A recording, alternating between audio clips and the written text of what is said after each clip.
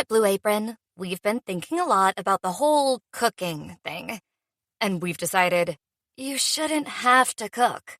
Introducing Dish by Blue Apron, pre-made meals that are ready in 5 minutes or less.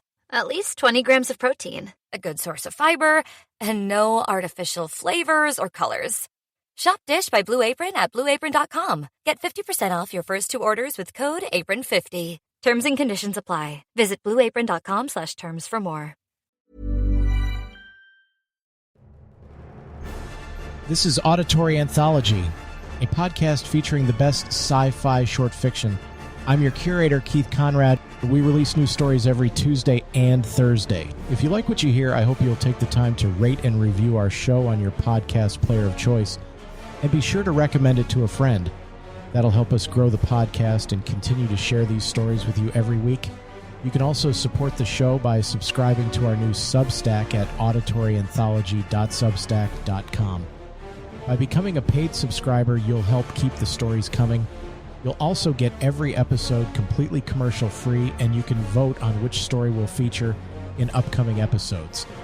If you have a story you'd like to contribute to the series, you can visit submissions.soundconceptmedia.com or just follow the link in the show notes. This week's story is The Short Snorter by Charles Einstein. Every resort has its hidden gems: a scenic lake, a pristine golf course, and a 15-yard wide bright red flying saucer tucked away in a quiet clearing. We join Fred and Alice Daniels, a honeymooning couple who think they've made the discovery of the century. But instead of the army or a team of scientists, they find Mr. Mason, the hotel manager, who is frankly exhausted by the whole thing. It turns out the saucer belongs to a Mr. Steriot, a guest from Venus who is currently in the lounge working on a crossword puzzle. In a cynical age, the truth is often less believable than a lie. Because Mr. Steriot doesn't have 7 legs or a light bulb for a head, nobody believes he's from the stars, not even when he offers up a 5 Geno note as a souvenir. This is Auditory Anthology.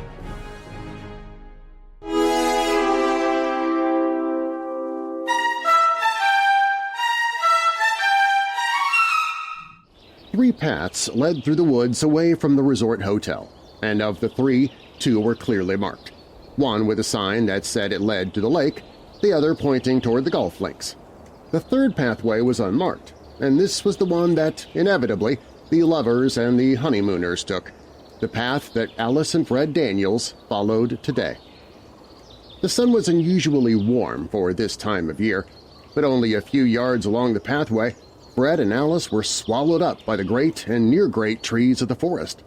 The sunlight was, except for an occasional patch of light here and there, warded away by the foliage above. The forest was very quiet. The pathway bridged a silent brook, and then, perhaps a third of a mile into the woods, turned abruptly to the left, and the woods became even more dense, the pathway narrow. Through the trees to the right at this point was a clearing, an unusual grassy circle, perhaps 60 yards in diameter. It was not the clearing itself, however, but instead the glint of color in the sunlight that caused Fred and Alice to stop and look. Alice said, "Fred, what is that?" "Dunno," he said. "Something red. Let's look." The two of them turned off the path and made their way through a dismal barrage of thicket to the clearing that lay beyond. When they got there, they saw the circular object — vehicle might be a better word. It was possibly 15 yards in diameter. It seemed to be made of 3 rings, smaller ones bottom and top and the larger one ribbing the center, and to be constructed of some kind of plastic. Between the central and upper rings were set a series of small windows. The entire thing was painted a gaudy red. "What do you think it is?" Fred said. "A flying saucer," Alice said promptly. She laughed a little but clutched at her husband's arm. "Isn't it?" "I don't know." "But what else would it be?" "I don't know," Fred said again. "Let's look inside." "Fred," Alice said, "you'd better not." "Don't be silly," he said, and walked resolutely up to the object and, standing on tiptoe, peered through one of the windows. "What is it?" Alice called from the edge of the clearing. "What do you see?"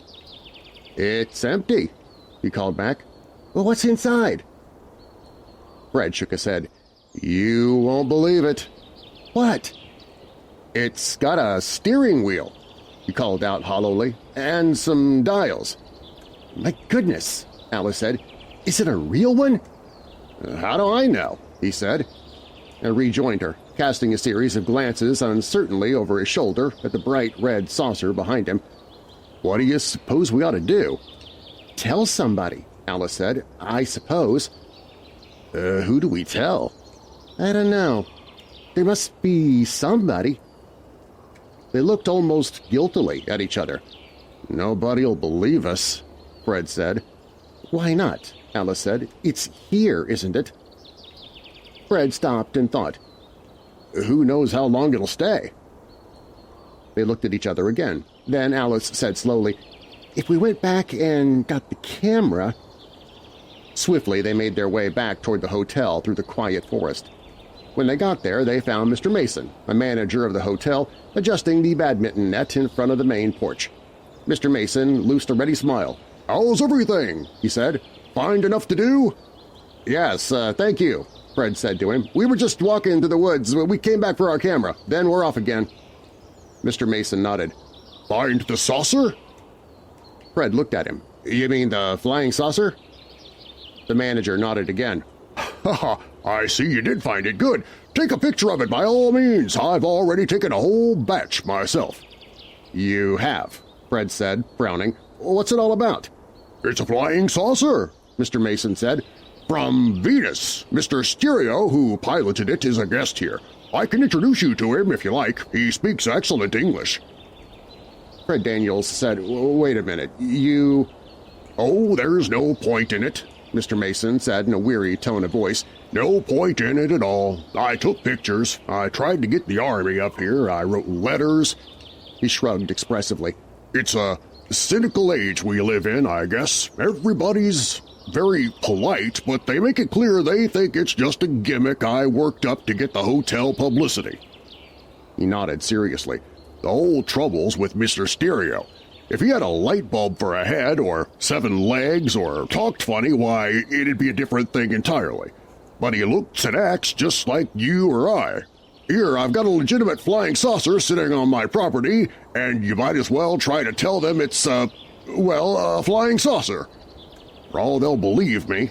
Now, you two have seen it with your own eyes, and you don't believe it either."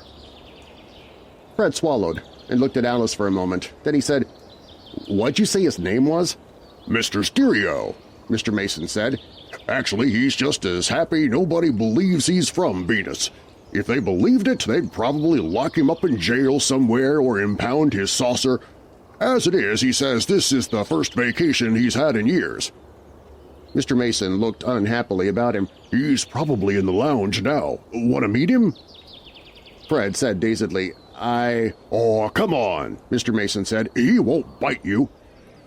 He led the way up the steps of the porch and into the lounge and over to where a small, mustachioed man wearing eyeglasses and appearing to be in his late 40s was working a crossword puzzle in the morning paper. "Mr. Stereo," Mr. Mason said, "I should like you to meet Mr. and Mrs. Daniels. Also guests here. They have seen your saucer." "Charmed," Mr. Stereo said, and got to his feet. He shook his hands with Fred Daniels. "Are you here for a long stay, Mr. Daniels?" "I'm not sure," Fred said, a little unhappily. "Mr. Mason told us you were from Venus." "I told them about you, Mr. Stereo," Mr. Mason said. "Naturally, they don't believe it any more than anybody else." "No reason why they should," Mr. Stereo said amiably. "No reason in the world, if I may coin a phrase. Dr. Phelps at the Institute didn't believe it either." Mr. Mason said, "Mr. Stereo here had a long interview with Dr. Phelps of the Geophysical Institute at Princeton when he first arrived here on Earth with us." "Oh," Fred said. He gazed uncomfortably at Mr. Stereo. "We didn't mean to interrupt you." "I was only doing the crossword puzzle," Mr. Stereo said. "Do you know a 2-letter word for sun god?" Alice said, "Is this your first trip here?" "You mean here to the hotel?" Mr. Stereo said, "or to Earth?" "Earth," Fred said dismally. "My second," Mr. Stereo said. "First trip I wound up near Leningrad. Terrible time. I thought they'd talk English, but they don't. and they thought I was an American, and two of their officials got into the saucer with me, and the only way I could save myself was to take off with them. They're on Venus now." "This accounts," Mr. Mason broke in, "for the way those two high Russian officials suddenly disappeared from sight 3 years ago. You remember? Everybody thought they'd been liquidated." Fred Daniels looked around the room. A hollow, frightening feeling had come upon him. There were hundreds of questions he could have asked, and yet he wanted nothing so much as to be away from there. His wife Alice, though, was constrained to learn more about Mr. Stereo. She said, "Mr. Stereo, may I ask you something?" "By all means," Mr. Stereo said, and blinked owlishly at her. "Do you," Alice said to him, "carry any money?" It was, Fred Daniels realized, a marvelous question. If there were sham here, this would be the quickest way to— "Why, of course," Mr. Stereo said, and reached for his wallet. "Let's see. Health insurance, saucer, driver's license. Here, my dear, a 5 Gino bill." He extracted a yellow banknote and handed it to Alice. The banknote, slightly larger than an American dollar bill, was remarkably similar in other particulars. It had upon it a picture of a flying saucer, the figure 5, and spelled out 5 Ginos. "Let me sign it for you," Mr. Stereo said, taking out a pen. "You can have it for a souvenir." "Like the short snorters in the war," Mr. Mason, the hotel manager, said. "You remember them, Mr. Daniels? Where people got famous signatures on $5 and $10 and $20 bills and exchanged them and whatnot, and they called them short snorters?" "I remember," Fred Daniels said. Something like that." 5 Ginos on Venus," Mr. Stereo said, signing his name with a flourish. "It's worth about $20 here on Earth. No official rate of exchange, of course, but from what I've seen, that's about what I judge. Here you go." He handed the bill over. "Well, wait then," Fred Daniels said. "I ought to sign one of our bills for you." No need for that," Mr. Stereo said. "No doubt you need $20 worse than I need 5 Ginos." "Don't be ridiculous," Fred said, a little stiffly, and by now committed. He went into his wallet and came out with a $20 bill. He signed his name to it, using Mr. Stereo's fountain pen. "Wonderful," Mr. Stereo said. "How nice to have met you both." "I feel very badly about this," Mr. Mason, the hotel manager, said to Fred and Alice. The three of them were on the porch outside. "This short snorter business always seems to happen whenever I introduce Mr. Stereo to anyone. Dr. Phelps at the Institute gave him $50. Can you imagine that?" "It's interesting in its way," Fred said. "It just occurred to me, Mr. Stereo can spend Earth money here, but we can't spend Venus money." "That's true," Mr. Mason said. "On the other hand, Mr. Stereo has never once, to my knowledge, been the one to bring up the subject. I think it's quite painful to him, really. But the same thing inevitably occurs to everybody he meets. You know, let's see the color of your money. I guess people are pretty much the same everywhere, that is, everywhere on Earth. They judge everything in terms of money, including whether you've been born on Earth. 'Let's see your money,' they say to Mr. Stereo. And out he comes with one of those damn 5 Gino bills, and we're off." "You know," Alice Daniels said thoughtfully, "in a way it's a lesson, isn't it, Fred? I mean, everybody is money-conscious. Maybe too much so. I'm not sorry it cost us $20 to meet Mr. Stereo." "You may be right," Fred said to her. "You may be right. Who knows? Someday this 5 Gino bill may be a very valuable—" "There you go again," Alice cut in, "always putting it in terms of money." "But you're the one," Fred said, "who thought to ask him about it in the first place." "Don't quarrel," Mr. Mason, the hotel manager, said to them. "After all, for you it's just a vacation. For me, I've got this man sitting in my lounge day in and day out doing crossword puzzles and trading short snorters with my guests. Nobody really believes he's from Venus. Nobody important, anyway. It's a little frightening when you're trying to run a happy hotel. Sometimes I wish he'd just go back to wherever he came from." "Well," Fred said, "he's bound to leave one of these days." "Maybe," Mr. Mason said doubtfully. "Offhand, though, I'd say the way he's taking it in, he can't afford to."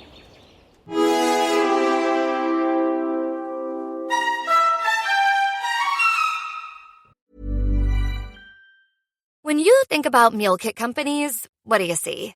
Probably long, complicated recipes and subscriptions you can't escape. But with the new Blue Apron, we're doing meal delivery differently. No subscription needed. Faster, easier meals. And the same dedication to quality we've always had. Shop 100+ meals at blueapron.com. Get 50% off your first 2 orders with code APRON50. Terms and conditions apply. Visit blueapron.com/terms for more. You're jamming your favorite song, and while you aren't missing a beat, you could be missing a signal from your body. It's an SOS from your kidneys, and it doesn't sound like music at all. It's silent.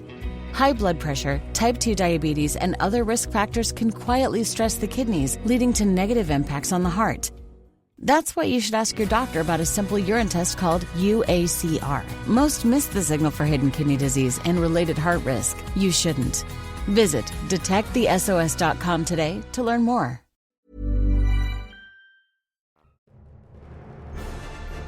Auditory Anthology is curated and produced by me, Keith Conrad.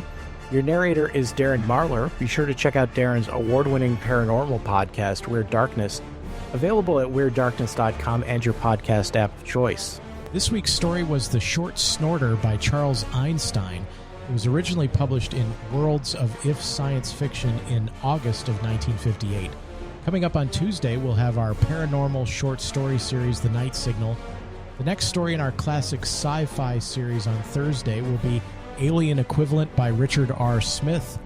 Trapped on the red sands of Mars and robbed of his ticket home, a desperate miner lures his attacker into an alien gambling den where the stakes are measured not in gold but in units of human agony.